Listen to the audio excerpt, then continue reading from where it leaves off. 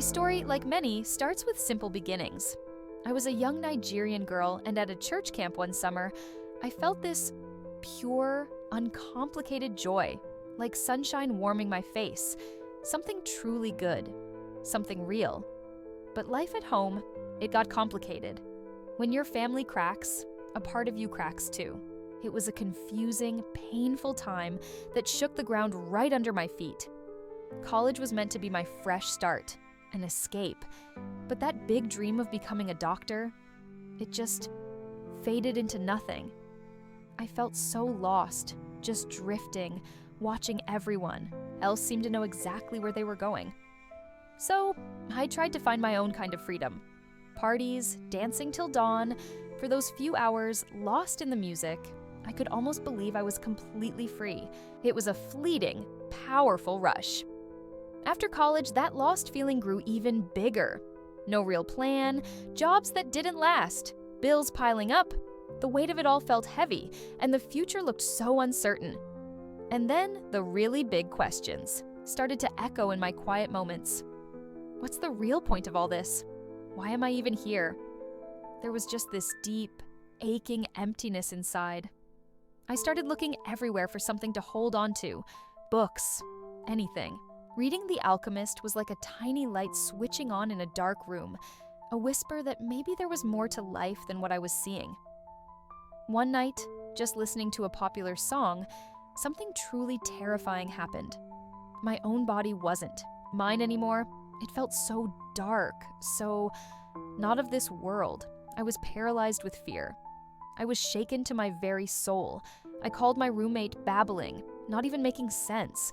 Later, desperate, I searched for Bible verses online, and for a fleeting moment, a tiny, fragile wave of peace washed over me. But that little bit of peace didn't stick. A heavy loneliness moved in, a sadness that felt different, deeper. Even my own family didn't seem to see the storm inside me. There's a particular kind of hurt in feeling so completely invisible. I finally hit my breaking point. I just cried out, tears streaming. God, if you're really out there, you have to show me something. I can't do this on my own anymore. I just can't. And then, almost by accident, listening to a Christian song, everything changed. The words, "You are loved," they weren't just lyrics. It felt like they were spoken straight to my heart. My room filled with this incredible, warm, holy light. I didn't just believe God was there, I knew it. It was the most beautiful, real thing. Suddenly, failing that big exam, all those worldly worries, they just didn't have the same power. God was real. That simple truth shifted everything. There was a sense that He was in control, and I could breathe. So, I started taking these small, uncertain steps. Bought a Bible, its pages still stiff. I even found myself in a church service one Sunday, sitting way in the back, just watching, wondering, could this be a place for someone like me? But healing isn't a straight line, is it? I went to a concert, slipped back into old habits, but this time, the high felt hollow, dark. It was like my eyes were forced open to the emptiness I'd been chasing. I knew I had to choose. I wanted that light, that new life, for real. Getting baptized felt like drawing a line in the sand, a hopeful, serious commitment to a different way. But the old shadows were stubborn. Depression crept back in, heavy and suffocating. I found myself hiding in weed again, and the shame of feeling like a hypocrite was crushing. It was a painful, dark spiral. Breaking free for good was a raw, gut-wrenching fight.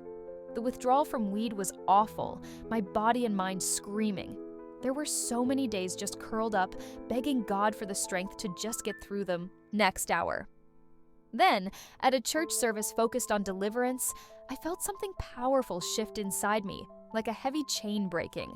I felt like I could finally breathe, like I got my true voice back, and finding people, a real community who understood that support meant everything. Slowly, day by day, things started to truly heal. I even found myself able to help others. Again, feeling stronger, more whole than I ever thought I could be. The journey definitely continues, but now there's this deep, quiet peace, a sense of real purpose. It's a life I'm learning to live with hope, one step at a time.